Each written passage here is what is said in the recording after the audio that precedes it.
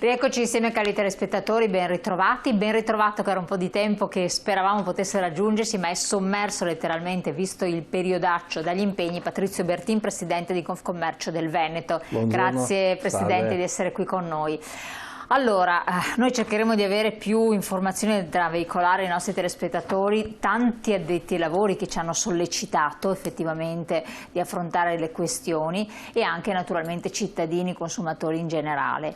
Lei viene da riunioni anche molto importanti, tra l'altro a livello nazionale, costantemente tirato da una parte e dall'altra. Si è pronunciato anche il vostro Presidente nazionale, lei ha avuto modo di sentirlo. Ci faccia un po' il punto, poi analizzeremo anche le tre richieste che lei fa ai neoparlamentari. Sono richieste ben precise, poi ci entriamo nel merito, però intanto noi cerchiamo di capire che cosa è emerso da queste riunioni che ci sono state con le categorie. Beh, abbiamo cercato di fare un po' il quadro della situazione per capire come intervenire, cosa chiedere soprattutto al nuovo governo, perché il governo uscente ormai non sta più dando nessun tipo di risposta. Al governo entrante dobbiamo assolutamente chiedere qualcosa di fondamentale, dobbiamo assolutamente cercare di contenere gli aumenti, ma soprattutto di abbassare, di tornare a quello che pagavamo prima della bolletta elettrica, perché ormai l'aumento delle materie prime sta andando veramente a prezzi fuori da ogni logica. Penso anche ai consumi delle famiglie che sono veramente adesso messe in serie difficoltà, le famiglie per primi, quindi calano i consumi.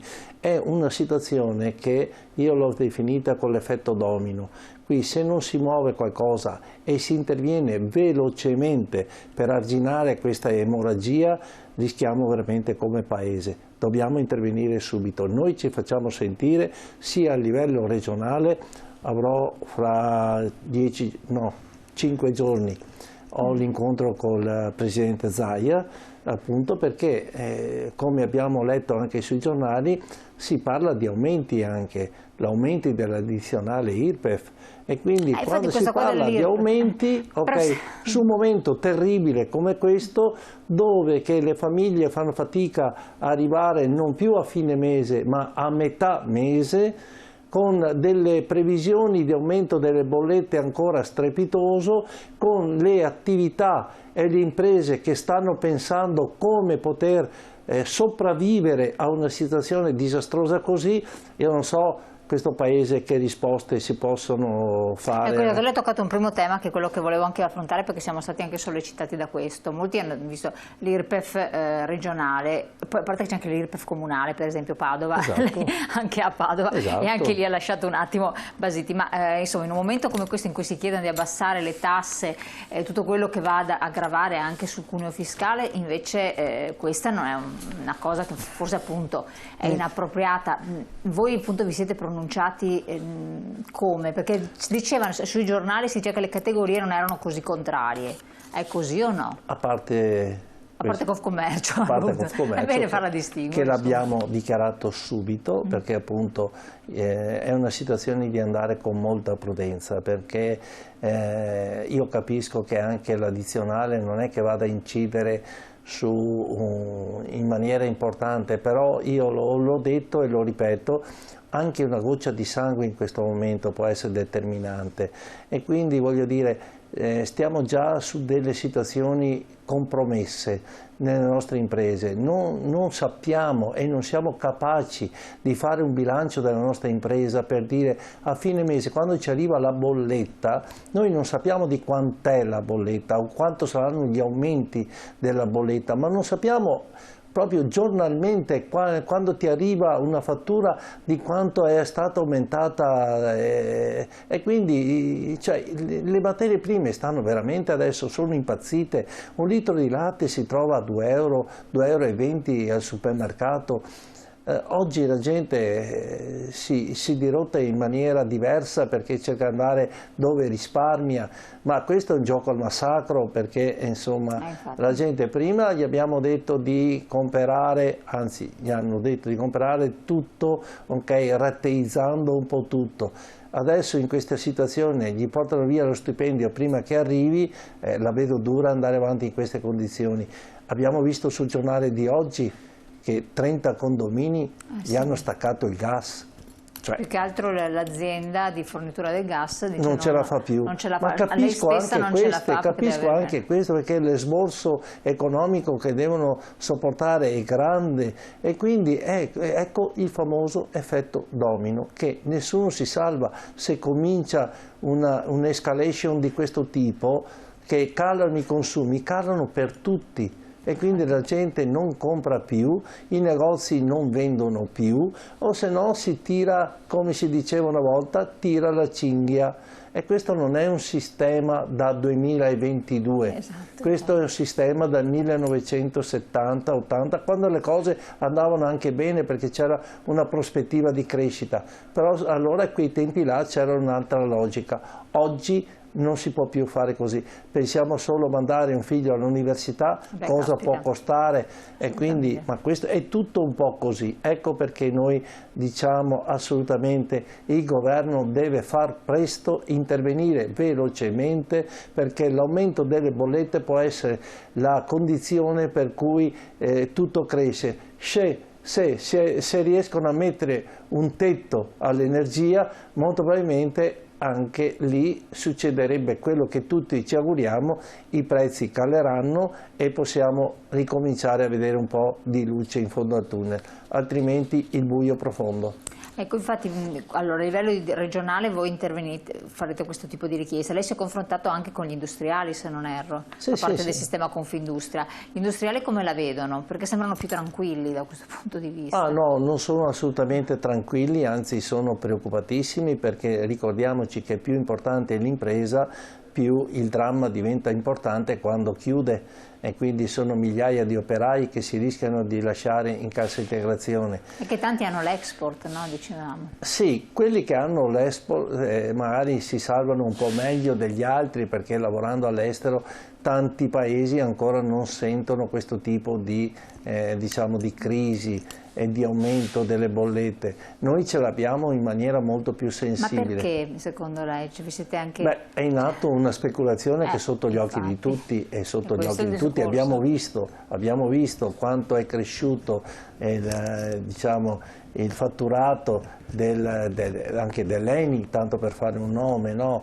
Hanno avuto un incremento di 7 miliardi, 8 miliardi, qualcuno parla di 11-14 miliardi. E quindi anche lo Stato ha avuto un bel incremento, perché più cresce questo più si paga di IVA, e quindi è tutta una situazione che va a pesare sempre comunque sull'impresa, e questi soldi devono essere quelli che devono essere urgentemente, e non basteranno chiaramente, per calmierare il prezzo delle bollette. Questo deve succedere immediatamente, siamo già in ritardo, anzi deve essere retroattivo se vogliamo salvare attività, se vogliamo salvare negozi, perché adesso parliamo di negozi. Il negozio anche nei centri storici è motivo di sicurezza, è motivo anche di socialità, e quindi quando chiude un negozio veramente chiude una parte di città, una cosa che non possiamo permetterci. Tornando all'addizionale, io capisco che dobbiamo anche essere attenti al sociale, ma però in questo momento io dico che bisognerà che qualcun altro pensi al sociale, che ci pensi allo Stato, a mantenere aperte appunto le case di riposo, anche gli asili, tante cose che devono essere assolutamente, sono fondamentali, importanti e indispensabili, però in questo momento non si può sempre attingere solamente sulle famiglie e sulle imprese. Assolutamente, questo sì.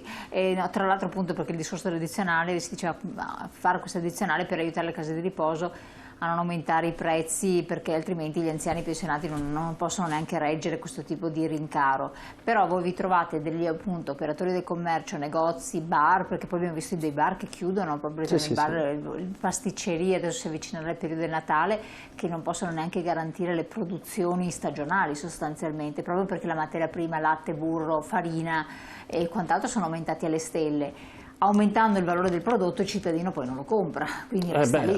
E quindi questo è chiaro, che però noi stiamo lavorando e cercando di intervenire in tutti i modi perché questo non succeda. Noi vogliamo che la città anche a Natale abbia lo spirito natalizio, che altrimenti cadiamo tutti in depressione e questo non gioverebbe chiaramente a nessuno. Dobbiamo assolutamente lavorare per ritornare ai livelli di prima, dobbiamo impegnarci, dobbiamo battere i pugni. Oggi bisogna avere coraggio e chi si candida a governare un paese deve avere coraggio e metterci la faccia. Oggi invece vediamo che insomma, stanno là a litigare per le sedie, cosa molto sgradevole. Parlo proprio appunto delle ultime vicissitudini che abbiamo visto anche a Roma, e in questo momento che è un momento di grande responsabilità, di grande coesione sociale, di grande intervento da parte della politica. Oggi non si può essere seguendo le ideologie politiche, oggi si deve salvare un paese, e questo è il motivo per cui si deve lavorare, e io spero che questo succeda, ma urgentemente. Chiaro, c'era un messaggio che è arrivato poco fa, se la regia me lo rimette in onda così lo possiamo anche leggere insieme. Una bella protesta tipo nessuno paghi le bollette della luce, cosa farà lo Stato se tutti i negozi chiudono? Chi pagherà le tasse?